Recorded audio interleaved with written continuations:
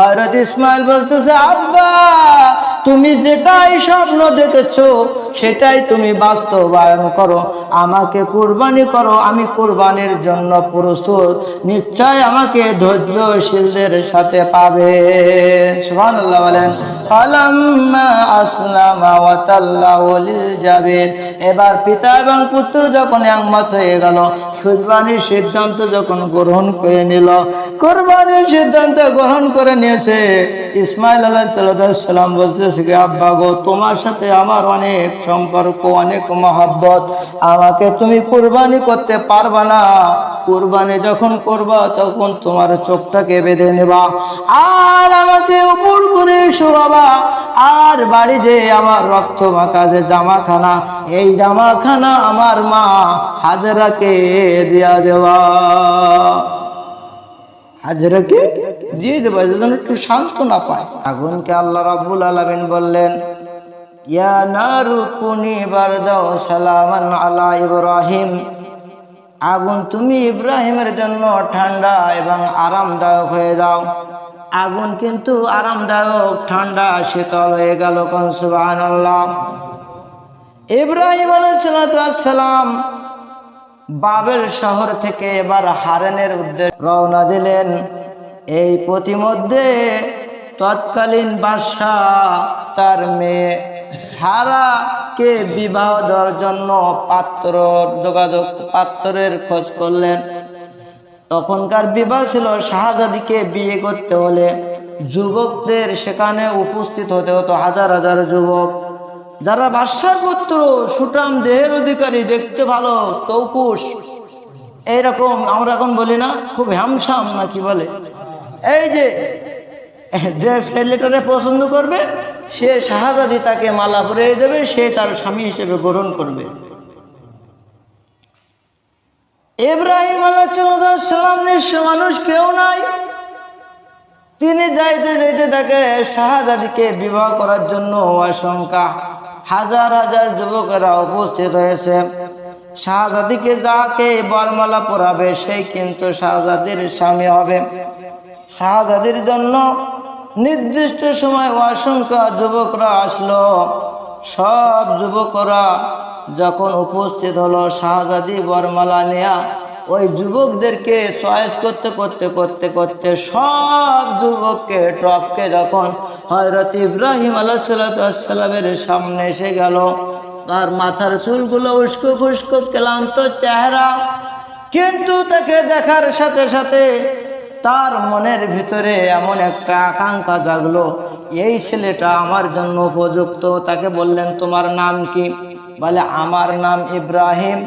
ইব্রাহিম আলাইহিস সালাম যখন তার নাম প্রকাশ করলেন, অমনি ওই শাহজাদি বলল, তুমি কি সেই ইব্রাহিম যাকে নমরুদ আগুন দিয়ে পুড়ে মারার জন্য আগুনের ভিতরে ফেলাইছিল? আল্লাহু আকবার। ইব্রাহিম আলাইহিস সালাম বলেন, হ্যাঁ আমি সেই ইব্রাহিম। এই কথা বলার সাথে সাথে ওই সারা বিশ্ব সুন্দরী মহিলা ছিলেন, উনি এক সময় আর কাল ক্ষেপণ না করে, এক সেকেন্ড কাল ক্ষেপণ না করে অগ্নি ইব্রাহিম আলাইহিস সালামকে বরমালা পরে দিয়ে নিজের স্বামী হিসেবে গ্রহণ করে নিলেন। কোন সুবহানাল্লাহ। যখন স্বামী এবং স্ত্রী দুজন এখান থেকে হারান থেকে আবার বাবেল যাওয়ার জন্য প্রস্তুতি নিলেন, ওই মিশরের পথ অতিক্রম করবে, কিন্তু মিশরের তৎকালীন যে বাদশা ছিল খুব দুষ্টু চরিত্রের, লুণ্ঠনকারী, ডাকাত চরিত্র, সবচেয়ে খারাপ সময় হলো আমার একটু বলেন, চরিত্র মানে অসৎ চরিত্রের অধিকারী ছিলেন। তার রাজ্য থেকে যদি কোনো রমণী, সুন্দরী রমণী, কিন্তু তার কাছ থেকে মানে ছাড় পেত না। যখন ইব্রাহিম আলাইহিস সালাম এবং তার স্ত্রী সারা যখন ওই রাজ্যে দিয়ে যাচ্ছে, তখন সে তাদেরকে অ্যাটাক করে ফেললো। নাউজুবিল্লাহ বলেন। অ্যাটাক করে ফেলে তিনি তাকে চরিতার্থ করার জন্য ইব্রাহিমকে জেলের ভিতরে আর এক কানারায় বন্দি করে রাখলেন, তারাকে আর এক কক্ষে নিয়ে তার মনের কামনা বাসনা পূরণ করার জন্য তিনি চরিতার্থ করার জন্য চেষ্টা করতে লাগলেন। নাউজুবিল্লাহ বলেন। আল্লাহ রাব্বুল আলামিন ইব্রাহিম আলাইহিস সালামের সামনে পর্দা খুলে দিলেন, চোখে এমন একটা যে দিয়েছিলেন সিসি ক্যামেরা। এখন যেটা এখন বুঝতে কোরআন হাদিস যত আবিষ্কৃত হচ্ছে তত কিন্তু সহজ। সিসি ক্যামেরা ফিট করে দিলেন যে তোমার স্ত্রী সারার সাথে যে ব্যবহার করবে তুমি সব দেখতে পাবো। সুবহানাল্লাহ, আল্লাহু আকবার বলেন। আল্লাহর উপরে যদি অগাধ বিশ্বাস এবং অগাধ ভালোবাসা এবং ইয়াকিন থাকে, কোন শত্রু আপনাকে ধ্বংস করতে পারবে না, আপনাকে ক্ষতি করতে পারবে না। সারা ছিলেন সুন্দরী এবং সতী সাধবী একজন মহিলা, চরিত্রবান মহিলা। তিনি বললেন আল্লাহর কাছে যে তুমি আমাকে 2 রাকাত নামাজ পড়ার সুযোগ দেন। সারা যখন 2 রাকাত নামাজ পড়ে আল্লাহর কাছে দোয়া করলেন যে আল্লাহ এই কঠিন বিপদ থেকে আমাকে হেফাজত করুন। যখন সারাকে ভোগ করার জন্য ওই তৎকালীন মিশরের যে ফিরাউন কিন্তু মুসা আলাইহিস সালামের ফিরাউন না, এই ফিরাউন হচ্ছে যে মিশরের যে রাজা যে বাদশা ছিল তার নামই থাকতো ফিরাউন। এই ফিরাউন তাদের উপাধি ছিল। এই ফিরাউন যখন তার দিকে সামনে অগ্রসর হতে লাগলেন, তার হাতটা আল্লাহ সুবহানাহু ওয়া তাআলা আবেশ করে দিলেন। সুবহানাল্লাহ। যখন হাত অবেশ হয়ে যেতে লাগলো, সে বুঝতে পারলো যে এই মহিলাটা যেন তেন কোনো মহিলা না। এই মহিলাকে এই মহিলা যদি আমাকে ক্ষমা না করে তাহলে আমি ক্ষমা পাবো না। মহিলার কাছে বলল যে তুমি আমাকে মাফ করে দাও, আমি আর তোমার দিকে অগ্রসর হব না। কিন্তু শয়তান কিন্তু আমাদের সর্বগুণ। এই দেখেন তওবা করে যে আর কোনোদিন নামাজ ছেড়ে দেব না, আবার দেখে মাগরিবি রক্ত তারে পাওয়া যায় না। যেই সুস্থ হয়ে গেছে আবার সারার দিকে অগ্রসর হতে লাগলো। আল্লাহ সুবহানাহু ওয়া তাআলা ওই ফিরাউনের চোখ দুটো, ওই ফিরাউনকে তখন মাটির ভিতরে হজব করে নেওয়ার জন্য মাটি গর্তের ভিতরে ঢুকে যাচ্ছে। আল্লাহু আকবার। তখন আবার বলতেছে আমাকে যদি একটিবারের জন্য ক্ষমা করে দাও, আমি আর তোমার দিকে এক বিন্দু অগ্রসর হব না। আবার ক্ষমা করে দিলেন। ক্ষমা করার পরে যখন আবার 3য়বার সুস্থ হলেন, 3য়বারও আবার সারার দিকে তার চরিতার্থ করার জন্য তার দিকে অগ্রসর করতে লাগলেন। আল্লাহ রাব্বুল আলামিন ফিরাউনের চোখটাকে অন্ধ করে দিলেন। যখন আর কিছু দেখার ক্ষমতা নাই, যে তুমি পরম সুন্দরী মহিলা দিকে ছাড় দাও না, তোমার চোখ দুটো অন্ধ করে দেবো, তুমি তাকানোর সুযোগ পাবে না। ওই ফেরাউন তখনও কিন্তু আল্লাহকে তারা জানতো যে আল্লাহ একজন আছে। তখন বলতেছে যে এই মহিলাটা যেন তেন কোনো মহিলা না, এটা হচ্ছে কোনো পয়গম্বরের স্ত্রী হবে। ক্ষমা চাইলেন, বলছে আমার কাছে ক্ষমা চেয়ে লাভ নাই, আমার কাছে ক্ষমা চেয়ে লাভ নাই, বরং ওই জেলের ভিতরে যাকে বন্দী করেছো নিরপরাধ ব্যক্তি, কোনো অপরাধ না, শুধুমাত্র একটাই অপরাধ যে আল্লাহ সুবহানাহু ওয়া তাআলার প্রতি তার অগাধ বিশ্বাস এবং ভালোবাসা। আল্লাহ রাব্বুল আলামিন বলেন ওয়ামা নাকামু মিনহুম ইল্লা আইয়ুমিনু বিল্লাহিল আজিজিল হামিদ। তাদের অপরাধ কিছু না, তারা একমাত্র মহা পরাক্রমশালী আল্লাহর উপরে বিশ্বাস স্থাপন করেছে। ইব্রাহিমের কাছে যে ক্ষমা চাইলেন যে আমি অনেক ভুল করেছি, জীবনে আমি এরকম কাজ আর করবো না, তুমি আল্লাহর পয়গম্বর আমাকে মাফ করে দাও। আল্লাহ রাব্বুল আলামিন তাকে মাফ করে দিলেন। এইবার এই তৎকালীন ফিরাউনের একজন দাসী ছিলেন হাজারা, নাম কি? বলছে যে তোমার উপরে, তুমি যে তোমার জন্য এই সারার খেদমত করার জন্য এই হাজারাকে তোমাকে দান করে দিলাম। কোন সুবহানাল্লাহ। তাহলে প্রথম স্ত্রীর নাম সারা, প্রথম স্ত্রীর নাম, দ্বিতীয় স্ত্রীর নাম হাজারা। 80 বছর বয়স, এখনো সন্তান সন্ততি কিছুই হয় না, সন্তান সন্ততি কিছু হয় না। এখন আল্লাহর কাছে আবদার করে বললেন, রব্বি হাবলি মিনাস সালিহিন। সূরা সাফফাতের ভিতরে আল্লাহ সুবহানাহু ওয়া তাআলা বলেন যে ইব্রাহিম আলাইহিস সালাম দোয়া করলেন, রব্বি হাবলি মিনাস সালিহিন। আমরা এই দোয়া করি? আমরা তো কেবল দোয়া করি, আমরা এটাই মনে করি যে আমার ছেলেটা সালমান খানের মতন হোক, উমুক নায়কের মতন হোক, এরকম মনে করি। নাউযুবিল্লাহ বলেন। আমরা আল্লাহর কাছে বলবো, রব্বি হাবলি মিনাস, হে আল্লাহ আমাদেরকে নেক সন্তান দান কর। সবাই বলি রব্বি হাবলি মিনাস সালিহিন। যে সন্তান তার পিতা মাতার মুখকে পোড়াবে না, বরং যেই সন্তান তার পিতা মাতার মুখকে উজ্জ্বল করবে, এইরকম দোয়া আমরা করব, রব্বি হাবলি মিনাস সালিহিন। হে আল্লাহ আমাদেরকে নেক সন্তান দান করো। মঞ্জুর হয়ে গেল দোয়া। 80 বছরের বেশি বয়স, আল্লাহ রাব্বুল আলামিন দোয়া কবুল করে নিলেন। যখন আল্লাহ রাব্বুল আলামিনের কাছে ইব্রাহিম আলাইহিস সালাম বললেন, রব্বি হাবলি মিনাস সালিহিন, হে আমার রব আমাকে একটা নেক সন্তান দান করো। ফাবাশশারনাহু বিগুলামিন হালিম। আমার আল্লাহ রাব্বুল আলামিন তার দোয়া কবুল করে নিলেন। সুবহানাল্লাহ। সন্তান যখন হাজেরার গর্ভে চলে গেল, দীর্ঘ ইতিহাস দিকে আমি যাব না, মূল কথা হচ্ছে হাজারার সাথে সারার সাথে তখন দূরত্ব কিন্তু বেড়ে যাচ্ছে। যাকে খেদমত করার জন্য পাঠাইছে সব সহ্য করতে পারে, কিন্তু সতীনকে কেউ সহ্য করতে পারে না।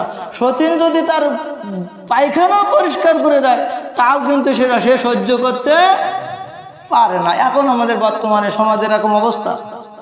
কিন্তু ইসলামের যেটা বিধান আছে, এই বিধানকে তো অস্বীকার করা যায় না। আল্লাহ কবুল করে নিলেন। ফাবাশশারনাহু বিগুলামিন হালিম। আমি তাকে একটা নেককার পুত্রের সুসংবাদ দান করলাম। এরপর হাজারা যখন একটা সন্তান প্রসব করলো, নাম রাখলেন ইসমাইল। এই ইসমাইল হওয়ার পরে সারা তো আর মোটেই সহ্য করতে পারে না, বলে এইখান থেকে তাদেরকে তাড়ায় অন্যত্রে নিয়ে দিয়ে এসো। ইব্রাহিম আলাইহিস সালাম আল্লাহর আদেশ ছাড়া কোনো কিছু করতে পারে না, চোখের পানি ফেলে আর কান্দে। আল্লাহ রাব্বুল আলামিন এই মুহূর্তে আমি কি করতে পারি? দীর্ঘ 80 বছর বয়স, 80 বছর বয়সের পরে একটা সন্তান আল্লাহ তুমি দিলা, আর এই সন্তানটাকে কোথায় নির্বাসনে রেখে আসব? আল্লাহ রাব্বুল আলামিন ইব্রাহিমকে ওহীর মাধ্যমে জানাই দিলেন, ইব্রাহিম সারার সিদ্ধান্ত আল্লাহর সিদ্ধান্ত, তুমি তোমার নবজাতক সন্তান ইসমাইল এবং হাজারাকে এমন একজন নির্জন জায়গায় রেখে আসো। আল্লাহর বিধান নাজিল হওয়ার সাথে সাথে ইব্রাহিম আলাইহিস সালাম হাজারা এবং ইসমাইলকে নিয়ে নির্জন মরুভূমিতে পাড়ি দিতেছেন। পাড়ি দিতে দিতে যখন একবার নির্জন জনমানব শূন্য একটা এলাকায়, যেটা এখন বর্তমান মক্কায় কারণ নামক স্থানে, যেখানে হাজিরা এখন হজের ইহরাম বাঁধে, কারণ এই জায়গায় তাকে নিয়ে তাদেরকে ঘোড়া থেকে নামায়ে তিনি ওখানে রেখে আসতেছেন। সাথে আছে কয়েকটি রুটি আর কয়েকটা খেজুর আর 1 মাসও পানি, আর কোনো খাবার নেই। তো ইব্রাহিম আলাইহিস সালাম যখন তাদেরকে ওখানে রেখে উনি ব্যাগে আসতেছেন, তখন হাজরা বলতেছে যে আমাদের এই নির্জন জনমানব শূন্য এখানে আমাদেরকে রেখে যাচ্ছেন, আর আপনি চলে যাচ্ছেন, আমাদের কি অবস্থা হবে, আমাদের কি উপায় হবে? হযরত ইব্রাহিম আলাইহিস সালাম কোনো কথা বলে না, অপলক দৃষ্টিতে তাকায় রয়েছে। হাজরা বলতেছে, আমাদেরকে এখানে তুমি যে রেখে যাচ্ছ, এটা তোমার সিদ্ধান্ত না, তোমার রবের সিদ্ধান্ত।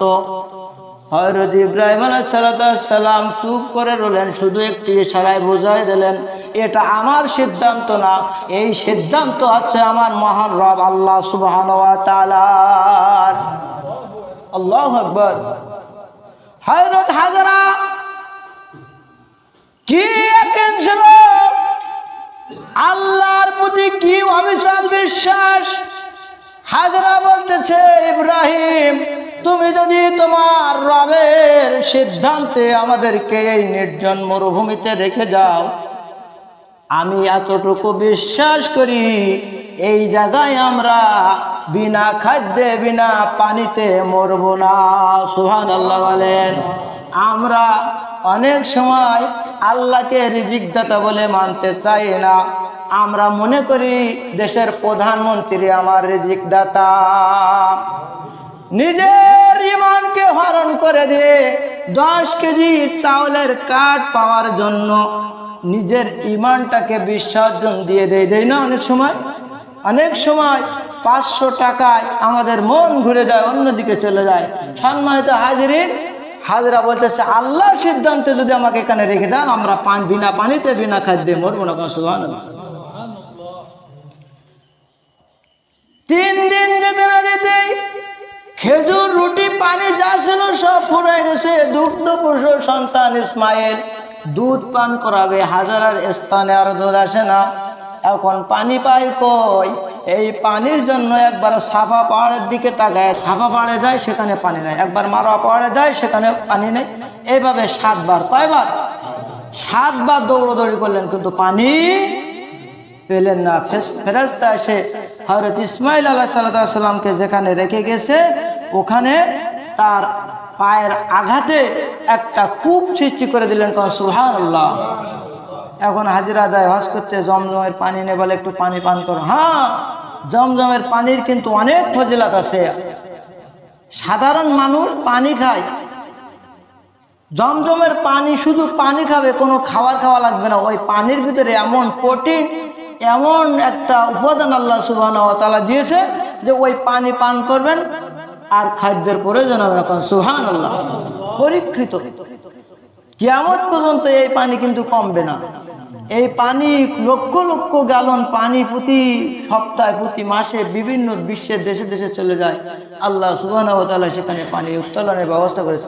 যখন পানি উঠতে লাগলেন, তখন এই পানি চতুর্দিকে যখন ছাপায় যাচ্ছে, তখন তিনি বললেন, জম জম, থামো থামো বলে এইভাবে পাথর দিয়ে তিনি চারিদিকে ঘিরে দিচ্ছেন। আল্লাহর হাবিব বলছেন, অন্য সময় যদি তিনি এইভাবে না বলতেন, সমস্ত দুনিয়াটা দরিয়া হয়ে যেত এই পানিতে। সম্মানিত হাজিরিন, এই পানি দিয়ে তিনি পানি পান করলেন এবং দুগ্ধপোষ্য সন্তান ইসমাইলকে পানি পান করালেন। পানি পান করানোর পরে তারা যখন ওই জায়গায় পানি, তখন আকাশের পাখিগুলো পানি দিয়ে ঘোরাঘুরি করছে। একদল বাণিজ্য কাফেলা মরুভূমি দিয়ে যাচ্ছে, যে ওখানে পানি গাছে মানে আকাশে পাখি উড়ে, ওখানে যে দেখি ওখানে পানি পাওয়া যায় কিনা। সেখানে সে দেখে যে পানি। হাজরার সাথে পরামর্শ করলেন, তুমি যদি অনুমতি দাও, তোমাদের পাশে আমরা বসতি স্থাপন করব, সেখানে আমরা এখানে পানির প্রয়োজন, আমরা এখান থেকে পানি। হাজরার সাথে সিদ্ধান্ত গ্রহণ করার পর হাজরা অনুমতি দিয়ে দিলেন। আল্লাহ সুবহানাহু ওয়া তাআলার কুদরতি ইশারায় কয়েকটা খেজুর গাছের বিচি জিবরাইল আলাইহিস সালাম রূপে দিলেন। সেখানে মানে খুব তাড়াতাড়ি খেজুর গাছগুলো থেকে খেজুর হওয়া শুরু করে দিল। সুবহানাল্লাহ, সুবহানাল্লাহ। রিজিকের মালিক কে? রিজিকের মালিক হচ্ছে আল্লাহ। তখন তিনি বসতি স্থাপন হয়ে গেল। তখন অনেক মানুষ। আর সম্মানিত হাজিরিন, আল্লাহ সুবহানাহু ওয়া তাআলা ইব্রাহিম আলাইহিস সালামের যতগুলো পরীক্ষা নিয়েছে, কঠিন কঠিন পরীক্ষা, সব পরীক্ষায় কিন্তু তিনি উত্তীর্ণ হয়েছে। সূরা বাকারার ভিতরে আল্লাহ বর্ণনা করেছে। এরপর যেখানে বসতি স্থাপন করে তারা বসবাস করতে লাগলেন, এমন সময় দীর্ঘ কয়েক বছর পর ইসমাইল আলাইহিস সালাম একটু বুঝো বয়স। فلما بلغ معه السعي قال يا بني إني أرى في المنام أني أذبحك فانظر ماذا ترى। যখন একটু বুঝো হইলেন, দীর্ঘদিন দেখাশোনার কোনো কথা নাই, এমন সময় আল্লাহ রাব্বুল আলামিন বললেন, ইব্রাহিম তুমি আল্লাহর রাস্তায় কোরবানি করো। সেদিন ছিলেন 8ই জিলাস। কয় জিলাস? 8ই জিলাস। এই সামনে পাওয়ার পর নবী রাসূলদের স্বপ্ন হচ্ছে ওহী। তিনি তার সম্পদের অনেক অংশ দান করে দিলেন। রাত্রে আবার 9ই জিলাস ঘুমাইছে, স্বপ্ন দেখে যে ইব্রাহিম আল্লাহর রাস্তায় কোরবানি করো, মানে ওই কোরবানি আল্লাহ তাই না, আবার 100 উট তিনি জবাই করে দিলেন। সুবহানাল্লাহ বলেন। লা ইয়ানালুল্লাহু লুহুমুহা ওয়ালা দিমাউহা ওয়ালাকিন ইয়ানালুহু তাকওয়া মিনকুম। আল্লাহ কি গোশত চাই? গোশত চাই, রক্ত চাই, কিচ্ছু চাই না, চাই তোমার তাকওয়া। তুমি আল্লাহকে খুশি করার জন্য কি করো তাই। 100 উট জবাই করে দিলেন। আবার রাত্রে স্বপ্ন দেখে, ইব্রাহিম তোমার সবচেয়ে প্রিয় যে বস্তু, সেই প্রিয় বস্তুটাকে কোরবানি করো। আল্লাহ রাব্বুল আলামিন তার ভাষায় কোরআনের ভিতরে বর্ণনা করলেন, ফালাম্মা বালাগা মাহুস সায়া ক্বালা ইয়া বুনাইয়া ইন্নী আরা ফিল মানামি আন্নী আযবাহুকা ফানজুর মাযা তারা। হে আমার বৎস, আমি স্বপ্ন দেখেছি যে আমি তোমাকে কুরবানি করতেছি, এই বিষয়ে তোমার মতামত কি? এইরকম যদি আমাদের কোনো পিতামাতা আমাদেরকে বলতো, আমরা বলতো আমার কুরবানি হওয়ার দরকার নাই, তুমি তোমার নিজের কুরবানি নিজে দিয়ে দাও, এরকম বলতাম না? আর ইব্রাহিম আলাইহিস সালাম ছেলে বলতেছে, ক্বালা ইয়া আবাতি ফাল মা তুমারু সাতাজিদুনি ইনশাআল্লাহু মিনাস সাবিরিন। হযরত ইসমাঈল বলতেছে, আব্বা তুমি যেটাই স্বপ্ন দেখেছো সেটাই তুমি বাস্তবায়ন করো, আমাকে কুরবানি করো, আমি কুরবানির জন্য প্রস্তুত, নিশ্চয় আমাকে ধৈর্যশীলদের সাথে পাবে। সুবহানাল্লাহ বলেন। ফালাম্মা আসলামা ওয়া তাল্লাহু লিল জাবির। এবার পিতা এবং পুত্র যখন একমত হয়ে গেল, কুরবানির সিদ্ধান্ত যখন গ্রহণ করে নিল, কুরবানির সিদ্ধান্ত গ্রহণ করে নিয়েছে, ইসমাঈল আলাইহিস সালাম বলতেছে, আব্বা গো তোমার সাথে আমার অনেক সম্পর্ক, অনেক মহব্বত, আমাকে তুমি কুরবানি করতে পারবা না। কুরবানি যখন করবা তখন তোমার চোখটাকে বেঁধে নেবা আর আমাকে উপর করে শোয়াবা, আর বাড়ি যে আমার রক্ত মাখা যে জামাখানা, এই জামাখানা আমার মা হাজরাকে দিয়া দেওয়া, হাজরাকে দিয়ে দেওয়া, যেন একটু সান্ত্বনা পায়। দেখেন না, সান্ত্বনা পায়। সম্মানিত হাজিরিন, আল্লাহ রাব্বুল আলামিন সেখানে ইব্রাহিম আলাইহিস সালাম বারবার ছুরি চালায়, সংক্ষেপে বলে ফেলে গেল, সময় শেষ। ছুরি চালায়, ছুরিতে কিছু কাটে না। সর্বশেষ আল্লাহু আকবার বলে যখন বেহেশতি দুম্বা, ওই যে প্রথম বলেছি যে হাবিলের যে কুরবানি কবুল হয়ে গেছিল, ওই বেহেশতি উটটা যখন এসে গেল তখন তাকে কুরবানি হয়ে গেল। কারণ সুবহানাল্লাহ, এর ভিতরে আল্লাহর একটা বিধান আছে। সম্মানিত হাজিরিন, কুরবানি করা হলো ওয়াজিব। কুরবানি করা কি? এখন এই কুরবানি করতে গেলে সর্বপ্রথম যে কাজটা হবে সেটা আপনার নিয়াতটা হবে খালেস, কোনো লোক দেখানোর জন্য না, গোস্ত খাওয়ার জন্য উদ্দেশ্য না, উদ্দেশ্য হবে একমাত্র আল্লাহকে খুশি করা। আর কুরবানির শর্ত, কুরবানি করতে যে ওই কুরবানির টাকাটা আপনাকে হালাল হতে হবে। কি হতে হবে? সুদের টাকায় কুরবানি হবে না। সুদের টাকায় কুরবানি, ঘুষের টাকায় কুরবানি হবে না। তাই আপনি 1 কোটি টাকার গরু দিলেন না, আপনি 10,000 টাকা দিয়ে একটি খাসি ক্রয় করে জবাই করলেন, এটা আল্লাহ দেখবে না, দেখবে যে তুমি কি জন্য করেছো। এই ঘরের দক্ষিণ দিকে জানালা আছে, এই জানালা দিয়ে বাতাস আসে অটোমেটিক। বাতাস কি আসে? অটোমেটিক। এখন কোনো ব্যক্তি যদি নিয়াত করছে যে আমি দক্ষিণ দিক জানালা রাখছি এই জন্য যে তেঘরিয়া জামে মসজিদ থেকে যখন আজান ভেসে আসবে, ওই আজানটা যেন শুনে আমার ঘুম ভেঙে যায়, আমি মসজিদে হাজির হতে পারি। সম্মানিত হাজিরিন, ওই যে নিয়াত করেছে ওই নিয়াতের জন্য তার নামায় আমল একটি নেকি লেখা হবে। সুবহানাল্লাহ। এই ক্ষেত্রে কি বাতাস বন্ধ থাকবে? বাতাস বন্ধ থাকবে না। আপনি কুরবানি দেবেন, কুরবানির গোশত আপনি খাবেন, আপনার আত্মীয় স্বজনকে খাওয়াবেন, এতিম মিসকিনদেরকে খাওয়াবেন, সবাইকে খাওয়াতে পারবেন, এমনকি সব দান করে দিতে পারবেন।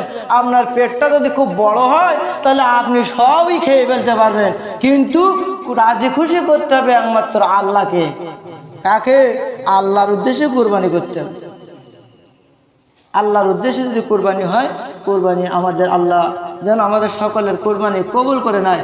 আর কুরবানির ফজিলত তো অনেক বলছি, আর সকলের কাছে অনুরোধ করব, এটা জিলহজ মাসে 9 জিলহজ 9 জিলহজ থেকে 13 জিলহজ আসর পর্যন্ত তাকবীর তাসবিহ পাঠ করা ওয়াজিব। সবাই বলেন আল্লাহু আকবার, বলেন আল্লাহু আকবার, আল্লাহু আকবার, লা ইলাহা ইল্লাল্লাহ, আল্লাহু আকবার, আল্লাহু আকবার, ওয়ালিল্লাহিল হামদ। এইটাতে খালি ওই সময় বলতে হবে না, আপনি সর্বসময় এক সময় জিকির করেন। এই জিলহজ মাস তো তাকবীরের মাস। জিলহজ মাস কিসের মাস? আল্লাহু আকবার, আল্লাহু আকবার, লা ইলাহা ইল্লাল্লাহ, আল্লাহু আকবার, আল্লাহু আকবার, ওয়ালিল্লাহিল হামদ। জোরে হোক আস্তে হোক সর্বদা পড়তেই থাকেন, আপনার আমলে অনেক নেকি হবে। আর 9 জিলহজ আরাফার ময়দানে যেদিন অবস্থান করে সেদিনের একটা রোজা রাখার মুস্তাহাব আছে। আপনার ওদিনে যদি কেউ যদি পারেন মা বোনদেরকে এই মেসেজটা দিয়ে দেবেন।